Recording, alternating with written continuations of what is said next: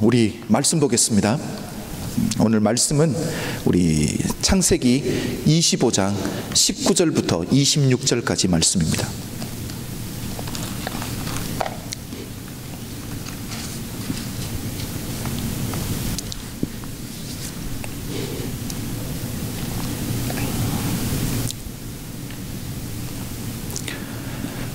창세기 25장 19절부터 우리 26절까지 짧은 말씀이니까 우리 다 한번 같이 읽어보겠습니다. 19절입니다. 아브라함의 아들 이삭의 후예는 이러하니라.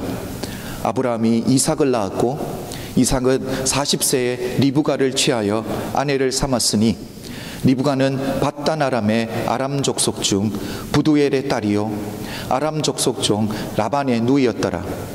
이삭이 그 아내가 잉태하지 못함으로 그를 위하여 여호와께 간구하매 여호와께서 그 간구를 들으셨으므로 그 아내 리브가가 잉태하였더니 아이들이 그의 태 속에서 서로 싸우는지라. 그가 가로되 이 같으면 내가 어찌할꼬 하고 가서 여호와께 묻자온대. 여호와께서 그에게 이르시되 두 국민이 내 태중에 있구나.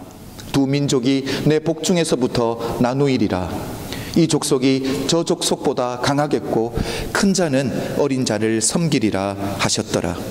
그 해산 기한이 찬즉 태에 쌍둥이가 있었는데 먼저 나온 자는 붉고 전신이 가롯 같아서 이름을 에서라 하였고 후에 나온 아우는 손으로 에서의 발꿈치를 잡았으므로 그 이름을 야곱이라 하였으며 리브가가 그들을 낳을 때에 이삭이 60세였더라. 아멘. 여러분, 자신을 돌아보는 사람과 자신을 돌아볼 여유조차 없이 살아가는 사람의 차이가 있을까요? 없을까요? 분명히 있을 거예요. 그렇죠? 자신을 돌아보는 사람이 자신을 돌아보지 않는 사람과 어떤 차이가 있을까요? 제가 이번 주 내에 계속 생각해 봤던 게 이거예요. 스스로를 돌아보는 사람과 스스로를 돌아볼 여유조차 없이 살아가는 사람의 차이가 있다면 뭘까? 제 나름대로는 리스트가 참 많이 나왔는데 제가 두 가지로만 한번 줄여보았습니다. 아무래도 스스로를 돌아보는 사람은 자기 반성, 그러니까 self reflection을 할 수 있기 때문에 동일한 실수를 반복하지 않을 수 있는 장점이 있겠더라니까요.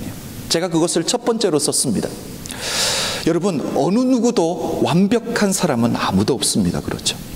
그래서 우리 인생은 실수를 안 하는 것이 중요한 것이 아니라 동일한 실수를 반복하지 않는 것이 훨씬 더 중요하겠다라는 생각을 해보게 되었습니다.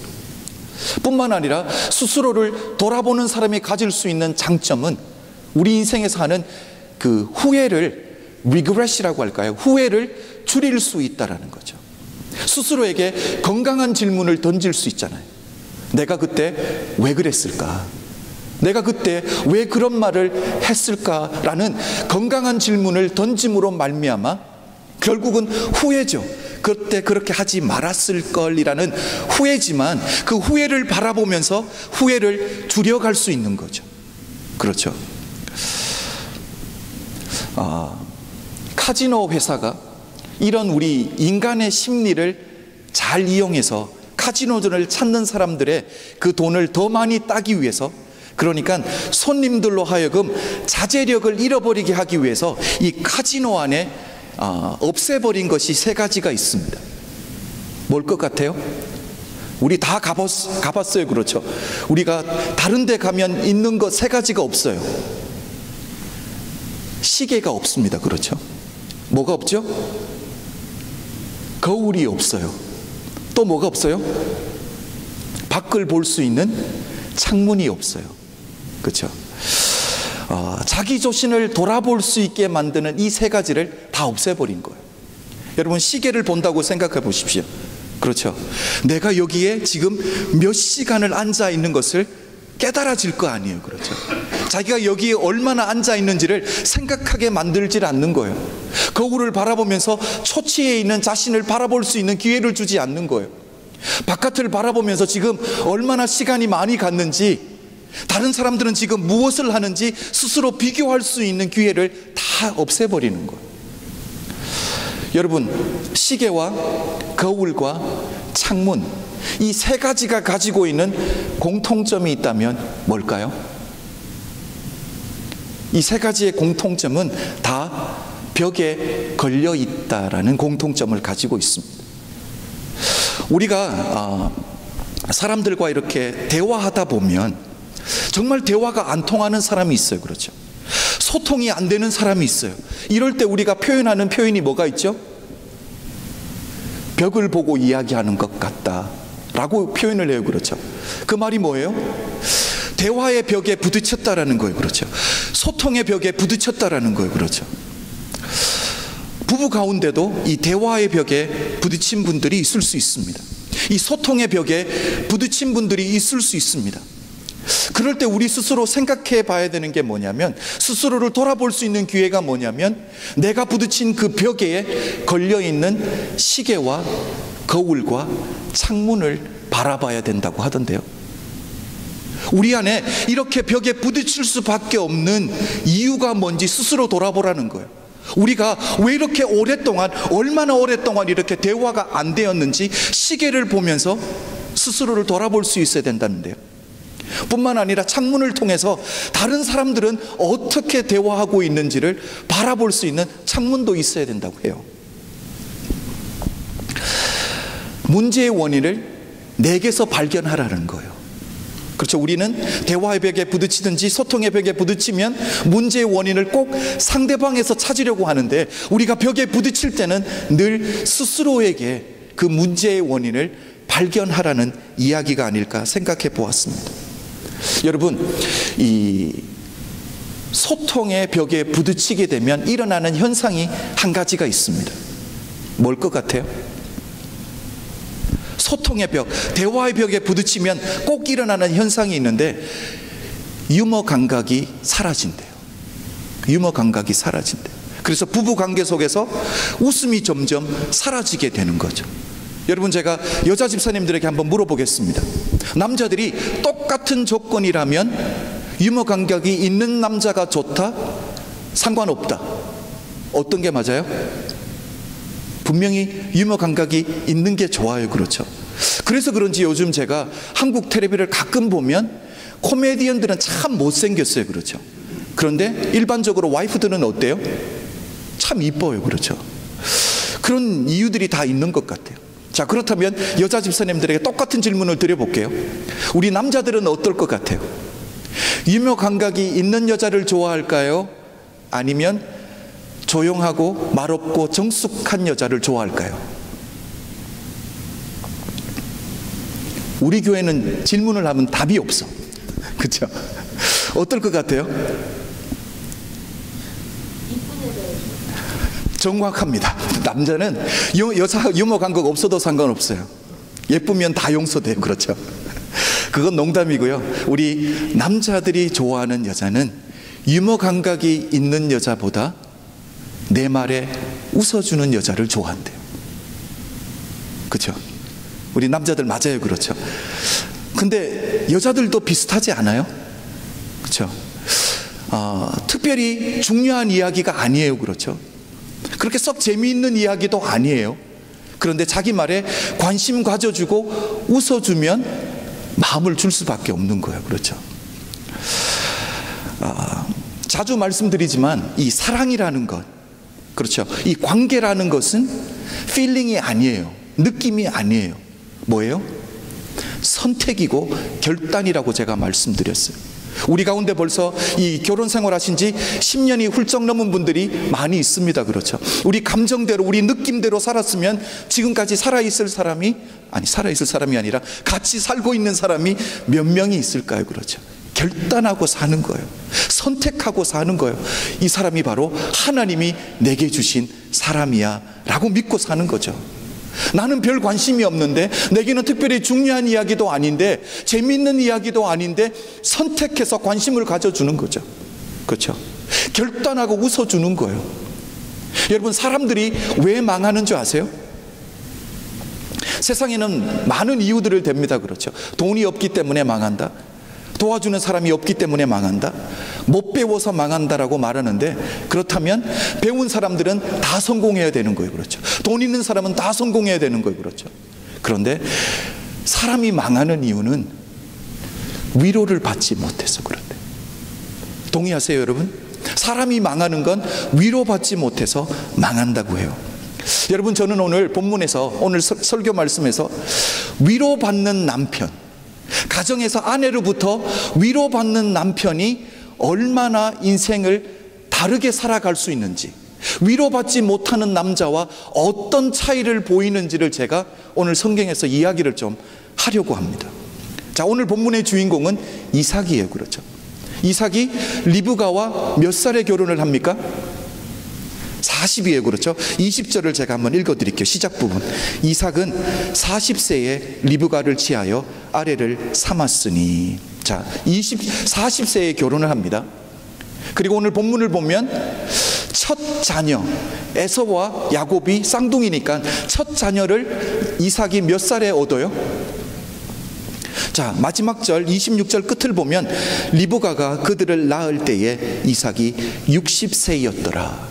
60살이에요. 자, 그렇다면 결혼을 해서 자녀 없이 몇 년을 산 거예요? 20년을 산 거예요. 여러분, 우리는 그냥 쉽게 가볍게 이삭과 리브가가 자녀 없이 20년을 살았다라고 말할 수 있지만, 여러분, 리브가 입장에서, 이삭 입장에서 생각 한번 해보십시오. 20년이란 자녀가 없이 살았다라는 거예요. 자녀가 꼭 있어야 되는 이유를 여러 가지를 이야기할 수 있겠지만, 저는 믿음의 유산을 놓고 한번 이야기해 보고 싶습니다. 하나님께서 아브라함에게 주셨던 그 축복의 언약이, 축복의 약속의 말씀이 아들인 이삭에게 그대로 되물림 되었어요. 그렇죠? 자, 그렇다면 이삭도 동일하게 아버지로부터 온 그 축복의 유산을 뭘 해야 돼요?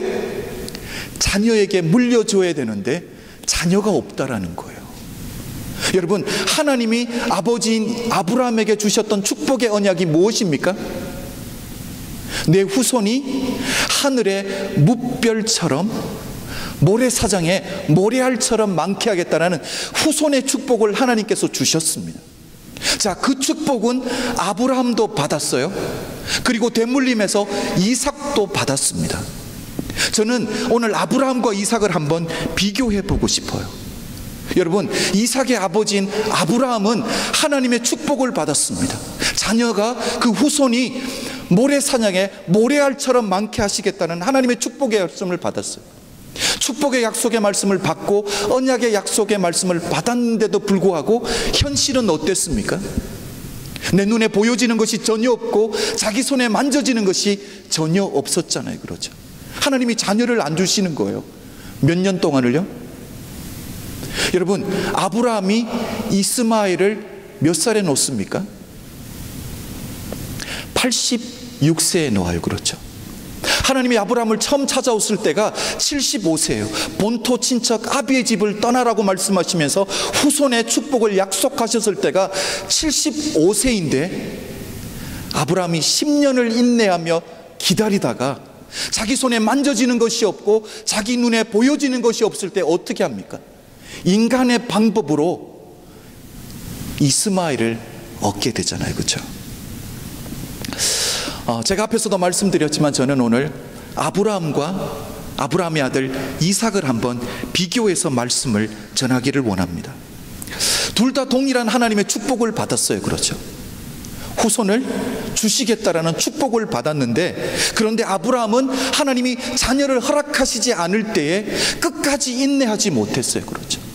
여러분, 10년이라는 세월은 짧은 기간이 아닌데 이나 기다렸어요. 그런데 하나님이 주신 약속의 말씀을 붙들고 하나님이 응답해 주실 때까지 끝까지 기다리지 못하고 인간적인 방법으로 하갈을 통해서 이스마엘을 얻게 됩니다. 그런데 오늘 본문의 주인공은 이삭은 어떠냐라는 거예요.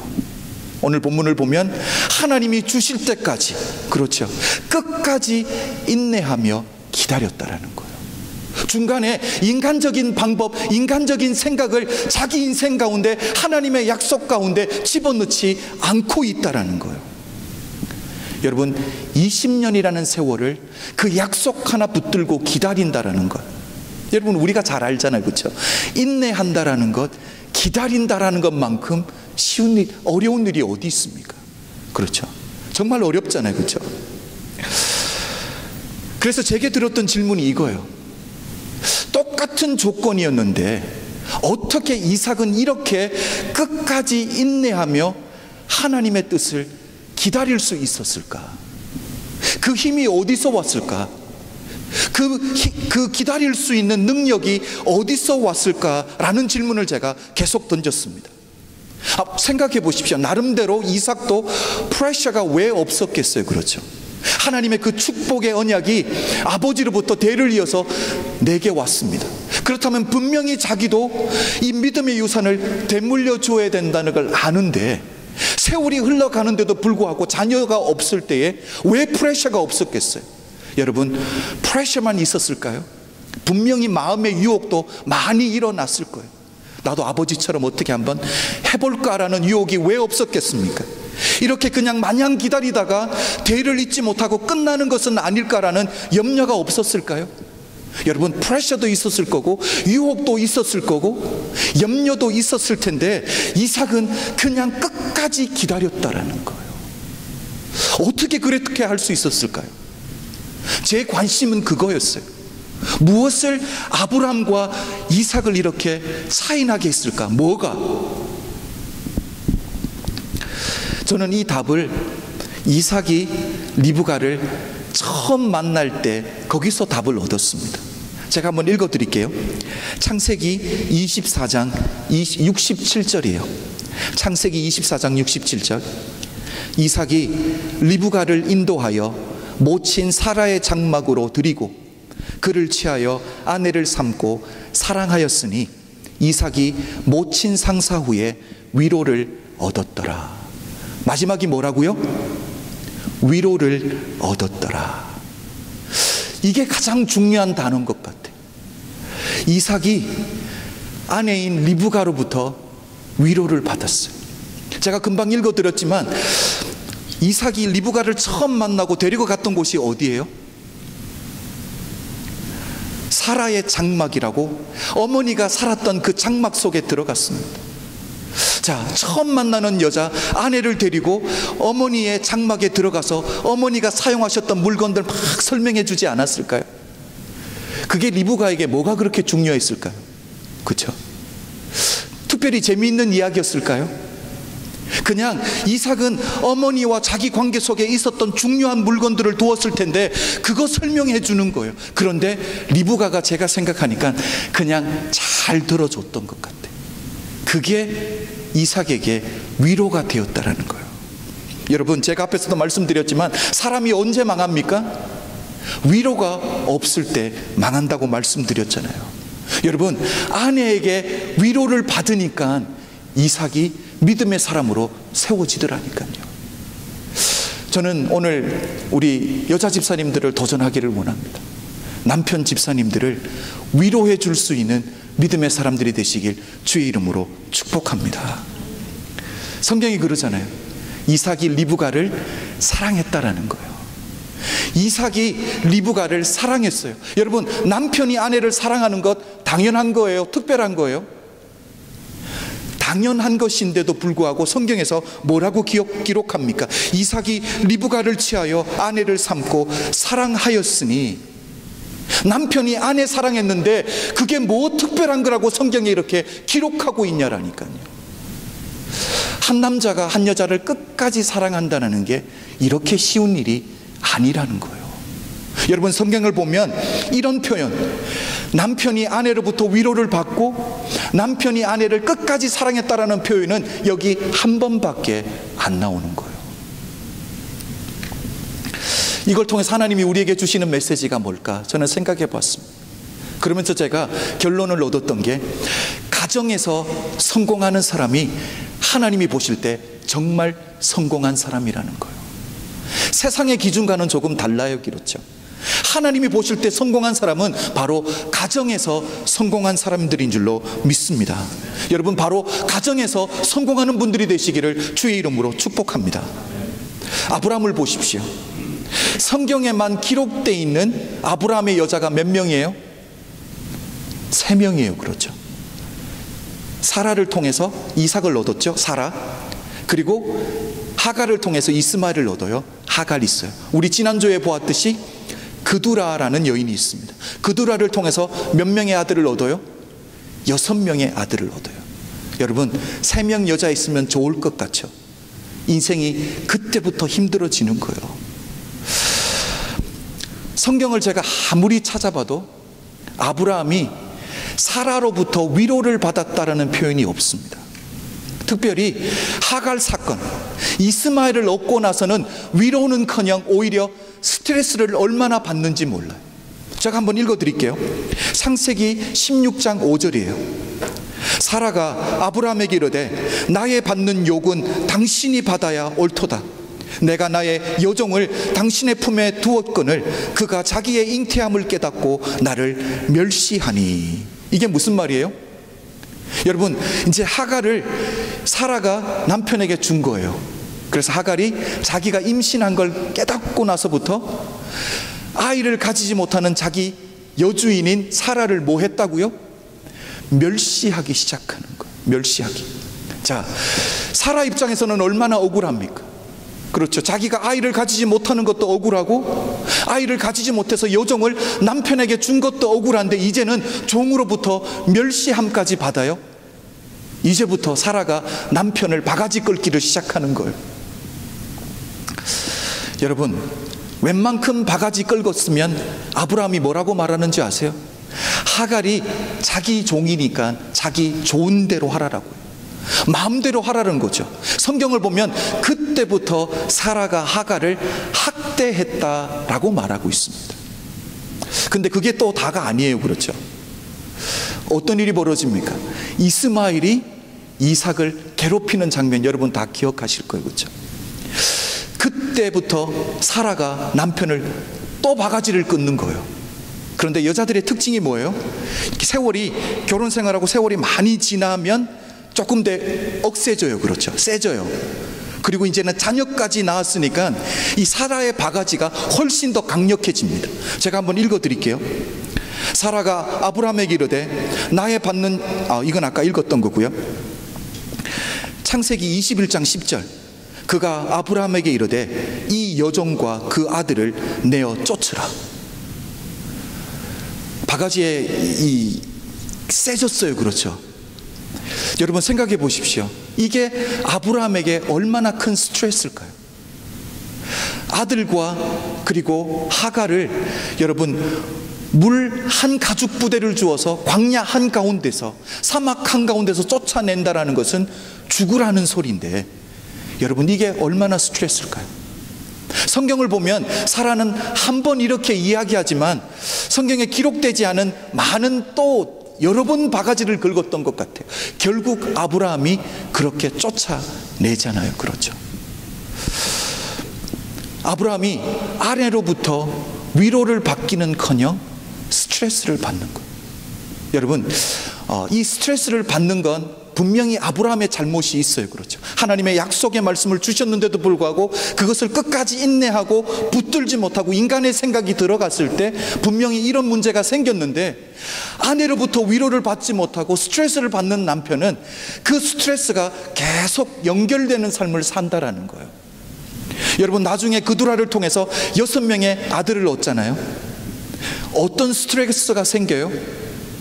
아내가 또 생기고 자녀들이 많아지면 행복할 것 같은데 어떤 스트레스가 생깁니까?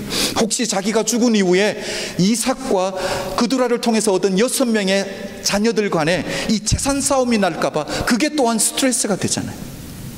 스트레스가 끝나지 않는 인생을 사는 거예요. 그래서 그 자녀들을 또한 재산 조금 떼줘서 멀리 이민까지 보내버리잖아요. 여러분, 아브라함이 나이가 많이 들었습니다. 노년에 이런 것까지 고민해야 됩니까? 그리고 노년일 때는 뭐가 즐거움이에요?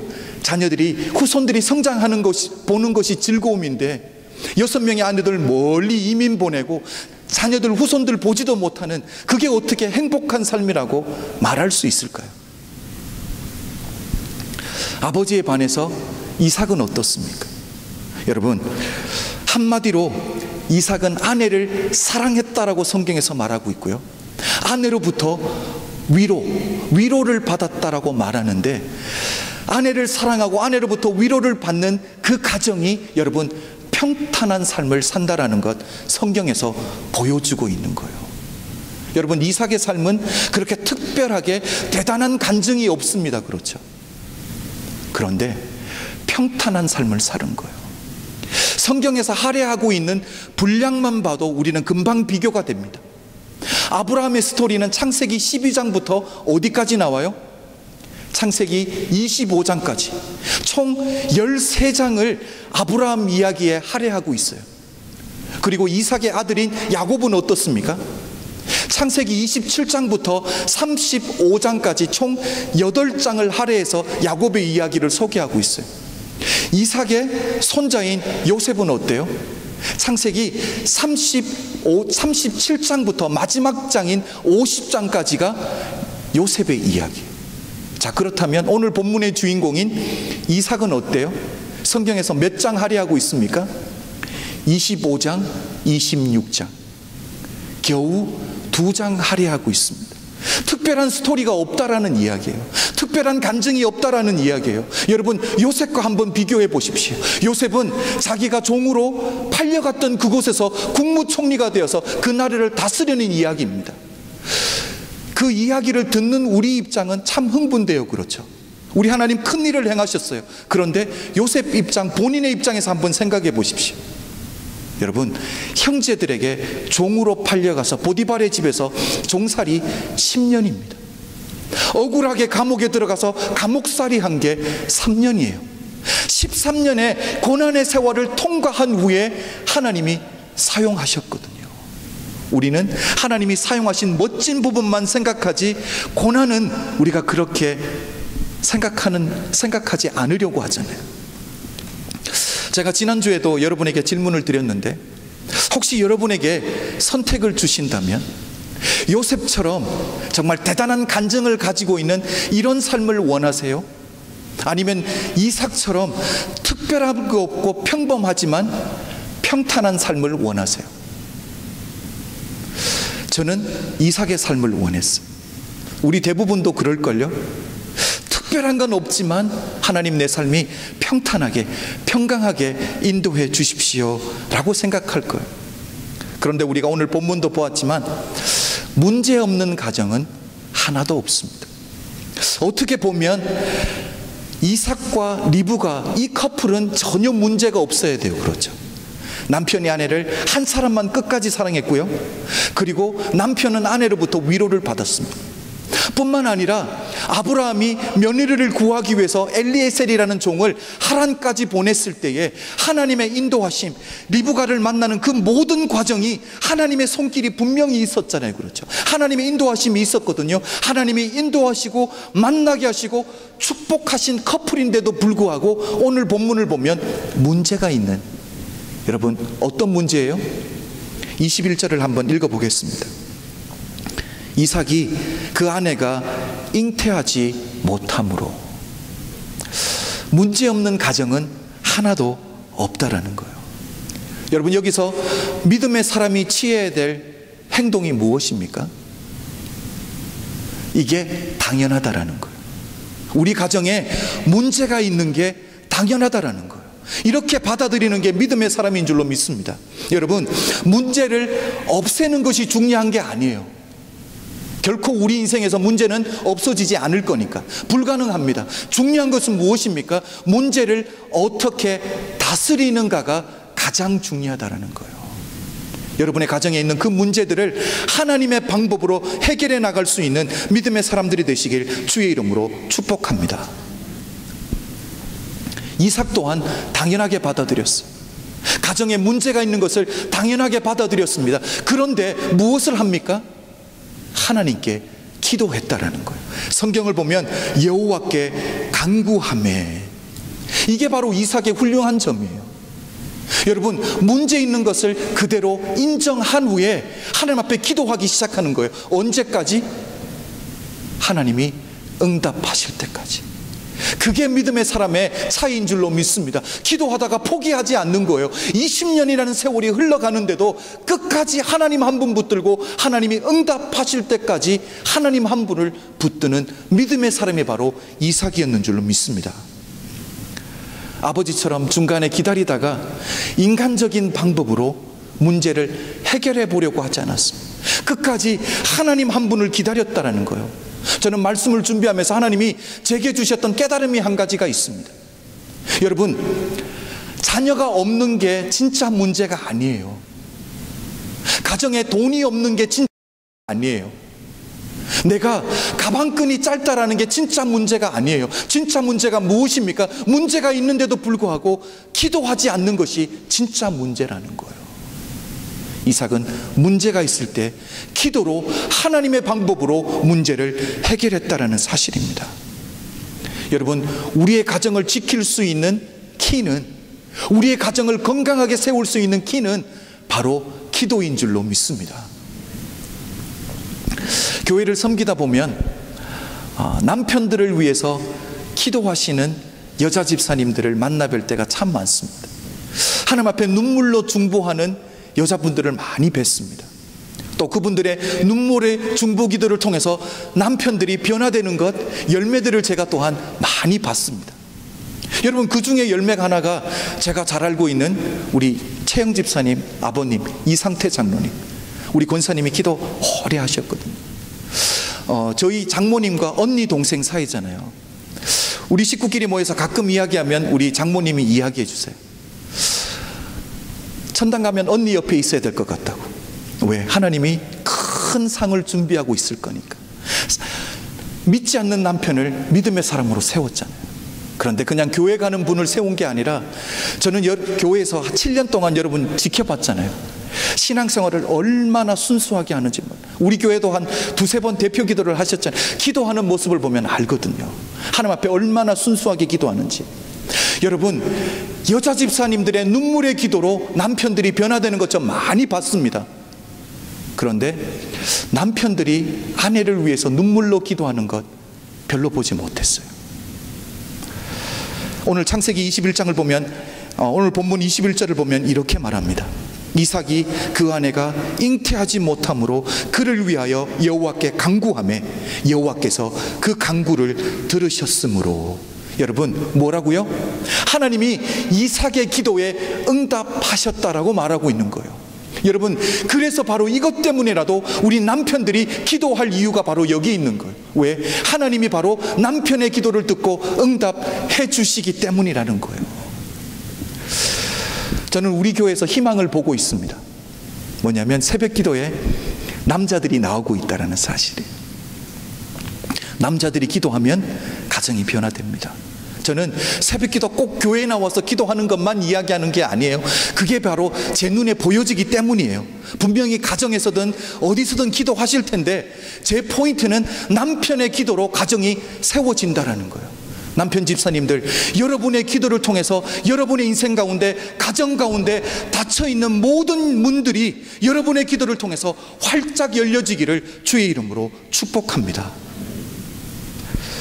여러분, 행복한 가정을 만드는 조건을 저는 이야기하고 있는 거예요. 오늘 설교의 제목이 무엇입니까? 잘 안 보이죠? 설교의 제목이 평탄할 수 있는 조건이에요. 평탄할 수 있는 조건. 특별하지는 않지만 우리 가정이 평탄할 수 있는 조건이 무엇이겠습니까? 오늘 본문에서 보여주는 것은 첫 번째, 남편의 기도예요. 왜 기도가 중요하냐면, 기도하는 사람이 앞에서 말씀드렸듯이 스스로를 돌아볼 수 있거든요. 스스로를 돌아보는 사람이 결국 뭐요? 똑같은 실수를 반복하지 않을 수 있어요. 후회를 줄일 수 있거든요. 우리 인생에서 가정 가운데서 벽에 부딪힐 때마다, 대화의 벽, 소통의 벽에 부딪힐 때마다 여러분, 그 벽에 걸려있는 시계를 보십시오. 얼마나 오랫동안 우리가 잘못된 이 언어를 사용해 왔는지를 보고 고치면 되는 거예요. 여러분, 스스로 거울을 보십시오. 그리고 창문을 통해서 다른 사람들은 또한 어떻게 살아가고 있는지도 보시라는 거예요. 그럴 때에 우리 가정이 세워지는 줄로 믿습니다. 두 번째는 뭐예요? 아내로부터 위로받는 남편이 평탄한 가정을 이끌어 나갈 수 있다는 것. 우리 아내 집사님들, 옆에 있는 남편에게 위로 한마디 해주세요. 남편에게 위로 한마디 해주세요. 이렇게 생각될 수 있어요. 그렇죠? 나도 위로가 필요한데, 그렇죠? 억울하게 생각하지 마세요. 왜냐하면 큰 자가 위로할 수밖에 없거든요. 여러분, 그렇게 보면 윈윈 시츄에이션이에요. 그렇죠? 남편이 위로받으면서 가정은 평탄해지고, 여자가 위로해 주는데 누가 위로해 줄 수 있다고요? 큰 자가 위로해 줄 수 있는 거니까 둘 다 윈윈 시츄에이션이라는 거죠. 저는 우리 교회에 속한 모든 가정들이 정말 하나님이 보실 때 기뻐하는 가정들이 되기를 주의 이름으로 축복합니다. 그것은 남편이 기도할 때 뿐만 아니라 믿음의 아내들이 남편들을 위로해 줄 때 이런 일들이 가능할 줄로 믿습니다. 기도드리겠습니다. 아버지 하나님, 감사합니다. 아버지 하나님, 이렇게 우리에게 가정이 얼마나 중요한지, 아버지 하나님, 하나님이 허락해 주신 우리의 가정이 어떻게 평탄하게 나아갈 수 있는지, 우리 인생 가운데 어떻게 시온의 대로가 열려질 수 있는지를 보여주셔서 감사합니다. 아버지 하나님, 우리 남편들은 가정을 위해서 기도하고 아내를 사랑하고, 아버지 하나님, 우리 아내들은 남편들을 믿음의 말로 위로해 줄 수 있는 아름다운 가정들이 될 수 있도록 축복하여 주시옵소서. 아버지 하나님, 그래서 우리 가정을 통해서 하나님의 교회가 든든히 세워질 뿐만 아니라 이 땅 가운데에 아버지 하나님 깨어져 가고 우리의 위로가 필요한 가정들이 세워져 나갈 수 있는 은혜가 믿음의 사람들을 통해서 세워질 수 있도록 축복하여 주시옵소서. 감사드리고 예수님 이름으로 기도드렸습니다. 아멘. 우리가 마지막 찬양 일어나서 다 함께 부르겠습니다.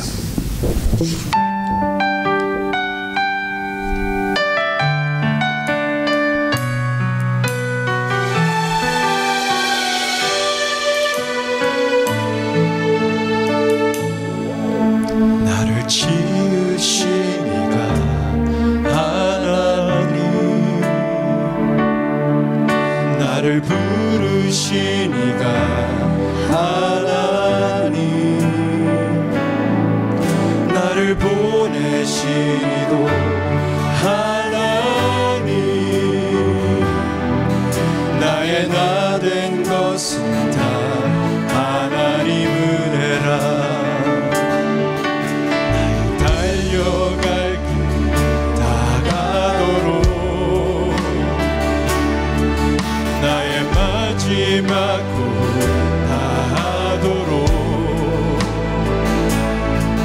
나로 그 십자가 분께 하시니 나의 나 된 것은 다 하나님 은혜라. 한량 없는 은혜, 갚을 길 없는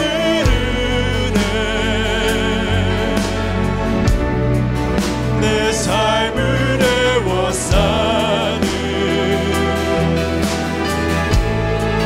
하나님의 은혜. 나 주저함 없이 그 땅을 밟음도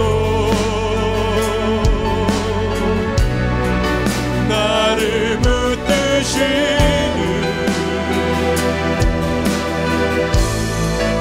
하나님의 은혜. 나를 지으시니가 하나님, 나를 지으시니가 하나님, 나를 고르시니가 하나님, 나를 보내신 이도 하나님, 나의 나 된 것은 다 하나님 은혜라.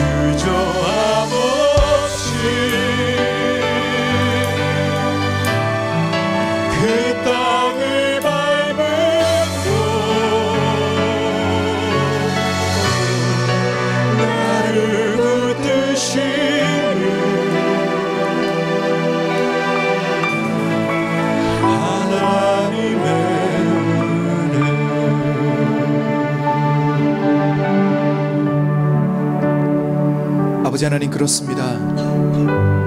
나를 지으신 이도 하나님이고, 하나님 계획 안에서 하나님 만나야 될 사람을 만나게 하신 분도 하나님인 줄로 믿습니다. 아버지 하나님, 우리의 부족함으로 인하여서 하나님이 우리에게 맡겨주신 가정에 아버지 하나님 아픔과 상처가 없도록 아버지 하나님, 하나님 우리에게 맡겨주신 그 십자가를 스스로 질 수 있는 하나님의 사람들이 다 되게 하여 주시옵소서.